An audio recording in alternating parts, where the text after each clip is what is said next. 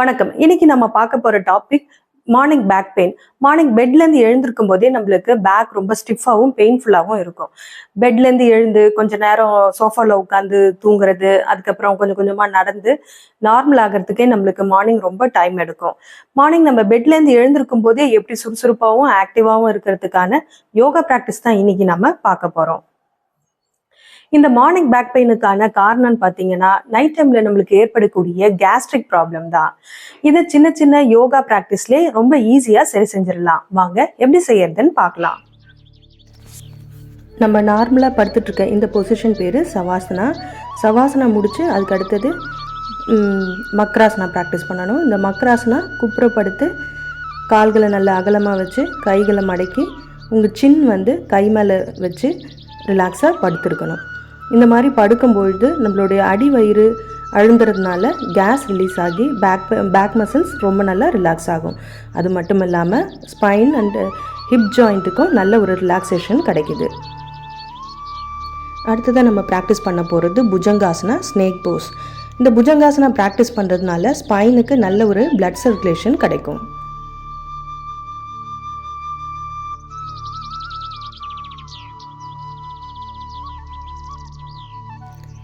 அடுத்ததாக நம்ம ப்ராக்டிஸ் பண்ண போகிறது marjari asana.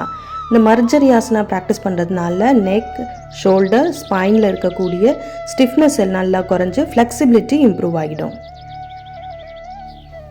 Morning டைம்ன்றதுனால over stretch பண்ணக்கூடாது. இந்த அளவுக்கு ஸ்லோவாக ரிலாக்ஸாக பண்ணாலே போதுமானது. அடுத்தது நம்ம ப்ராக்டிஸ் பண்ண போகிறது வியாகர்பாதாசனா.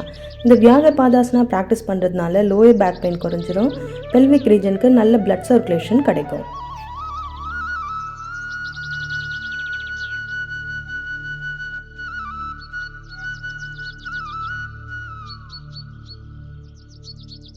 அடுத்ததாக நம்ம ப்ராக்டிஸ் பண்ண போகிறது சஷங்காசனா. இந்த சஷங்காசனா ப்ராக்டிஸ் பண்ணுறதுனால ஸ்பைனல் கார்டில் ஏற்படக்கூடிய கம்ப்ரெஷன் சரியாகிடும். அது மட்டும் இல்லாமல் பிரெயினுக்கு நல்ல ஒரு பிளட் ஃப்ளோ போகிறதுனால தூக்கம் கலைஞ்சி எழுந்திருக்கும் போதே நல்ல ஃப்ரெஷ்னஸை கொடுக்கும். அது மட்டும் இல்லாமல் டே ஃபுல்லாக ஃப்ரெஷ்ஷாக நல்ல ஆக்டிவாக இருக்கிறதுக்கு ரொம்பவே ஹெல்ப் பண்ணும். அடுத்ததாக Vajrasana.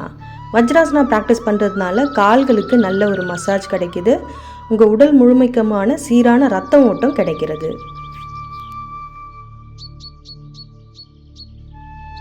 Last exercise Paschimottanasana. Paschimottanasana practice பண்ணும்போது neck, shoulder, spinal cord, hip joint and sciatica nerves வரைக்கும் ரிலாக்ஸ் ஆகிறதுனால ஃபுல் பாடிக்கும் ஒரு நல்ல எக்ஸசைஸாக இருக்கும். இந்த பஸ்சிமோத்தனாசனாவும் ஓவர் ஸ்ட்ரெச் பண்ணக்கூடாது. இந்த அளவுக்கு ஸ்லோவாக ரிலாக்ஸாக பண்ணாலே போதுமானது. ஓவர் ஸ்ட்ரெச் பண்ணக்கூடாது. இந்த எக்ஸசைஸ் எல்லாமே ப்ராக்டிஸ் பண்ணுறதுக்கு நம்மளுக்கு 2 to 3 minutes தான் டைம் எடுக்கும். ஆனால் இதோட பெனிஃபிட்ஸ்னு பார்த்தீங்கன்னா நம்மள நாள் ஃபுல்லாக ஃப்ரெஷ்ஷாகவும் ஆக்டிவாகவும் ஃப்ளெக்சிபிளாகவும் வச்சிருக்கிறதுக்கு ரொம்பவே ஹெல்ப் பண்ணும்.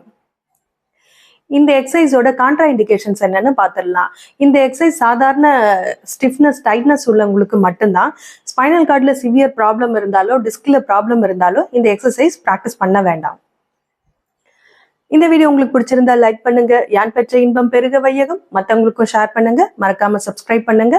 நன்றி, வணக்கம்.